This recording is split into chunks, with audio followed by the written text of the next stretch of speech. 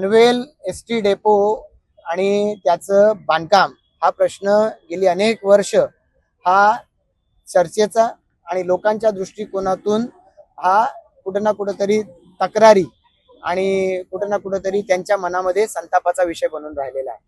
दीर्घकाळ या डेपोचं काम होणार होणार असं चाललेलं आहे.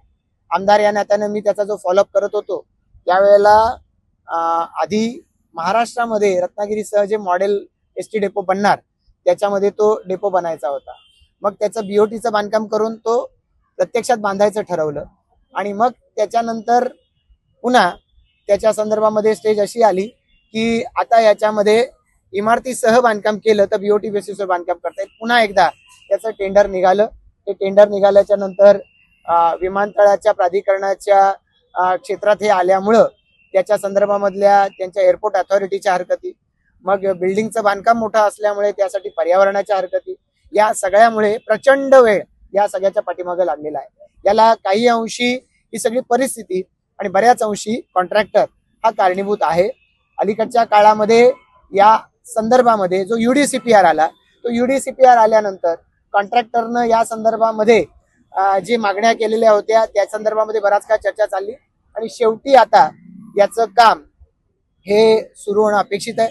या संदर्भामध्ये अथॉरिटी जे MSRTC जे आहे त्यांच्याकडून या झाडांच्या कटिंगसाठीची परवानगी ही त्यांच्याकडे मागितली जाणार आहे आणि मग ती परवानगी मिळाली की त्याच्यानंतर मग CC कमेन्समेंट सर्टिफिकेट हे त्यांना मिळू शकणार आहे. जेव्हा कमेन्समेंट सर्टिफिकेट त्यांना मिळेल त्यानंतर प्रत्यक्ष डेपोचं काम चालू होईल.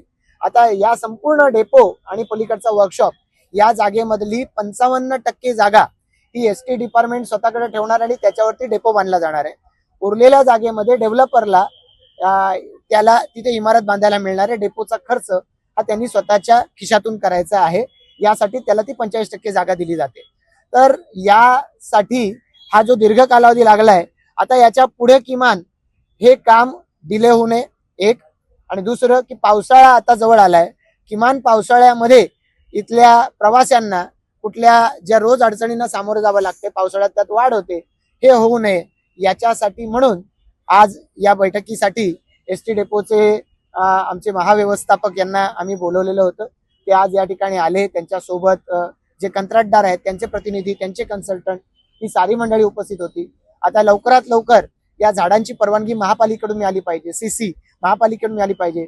मी महापौरांना विनंती केलेली आहे की या संदर्भामध्ये त्यांनी आयुक्तांशी बोलावं आणि उपायुक्त दर्जाच्या अधिकाऱ्याला याच्यामध्ये समन्वय साधण्यासाठी नोडल ऑफिसर म्हणजे समन्वय अधिकारी म्हणून त्याची नियुक्ती करण्यात यावी, जेणेकरून या परवानग्या त्याच्यामध्ये झाडं तोडण्यासाठीची परवानगी आणि बिल्डिंग बांधकामाची परवानगी या परवानग्या लवकरात लवकर दिल्या जाव्यात, की ज्या मिळाल्यानंतर मग कंत्राटदाराचं काम चालू होतं. त्या कंत्राटदारानं 2 वर्षात म्हणजे 24 महिन्यात 24 महिन्यात हे काम पूर्ण केलं पाहिजे. ते 24 महिन्यामध्ये ते काम पूर्ण करण्यासाठी त्यांनी त्याच्यामध्ये जे जे आवश्यक अशा पद्धतीचं मनुष्यबळ दिलं पाहिजे, जी मशिनरी इथे आणली पाहिजे, बांधकाम साहित्य आणलं पाहिजे, मटेरियल मॅनपॉवर, मशिनरी, या सगळ्या गोष्टींची इथं कुठल्याही स्टेजला कमतरता असता कामा नये.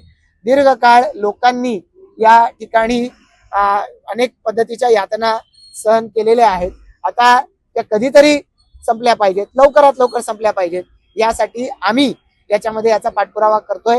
हा पाठपुरावा करून लवकरात लवकर ही इमारत डेपोची इमारत लवकरात लवकर कशी पूर्ण होईल यासाठीचा पाठपुरावा. आज इथे महापौर उपस्थित आहेत, आज या ठिकाणी पंचायत समितीचे उपसभापती उपस्थित होते, महापालिकेचे सभापती, नगरसेवक, पंचायत समिती, जिल्हा परिषद सदस्य, ही सारी मंडळी आज या ठिकाणी आलेली होती. आम्हा सर्वांना, सर्वसामान्य प्रवासी जनता सातत्यानं हे काम सुरू होणार की नाही, संपणार की नाही हा प्रश्न विचारत होते.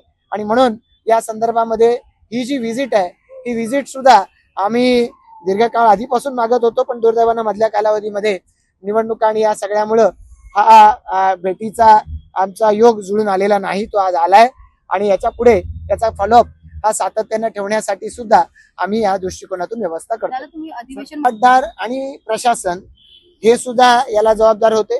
काही अंशी म्हणूया आपण की डिले होत गेल्यामुळे निर्माण झालेली परिस्थिती की जसं विमानतळाच्या कामं सुरू झाली, अनुषंगिक कामाच्या अनुषंगानं इथे जे बीओटीचं काम निघालं ते जवळपास 4 वर्षापूर्वी निघालं होतं.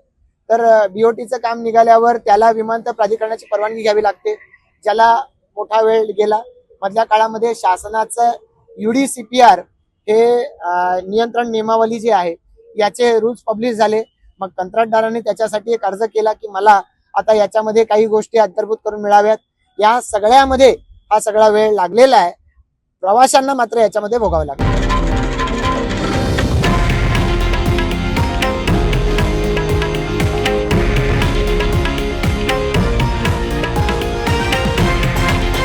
हे आहे देशातील नंबर 1 न्यूज नेटवर्क आणि आपण पाहत आहात TV9 मराठी, एकमेव.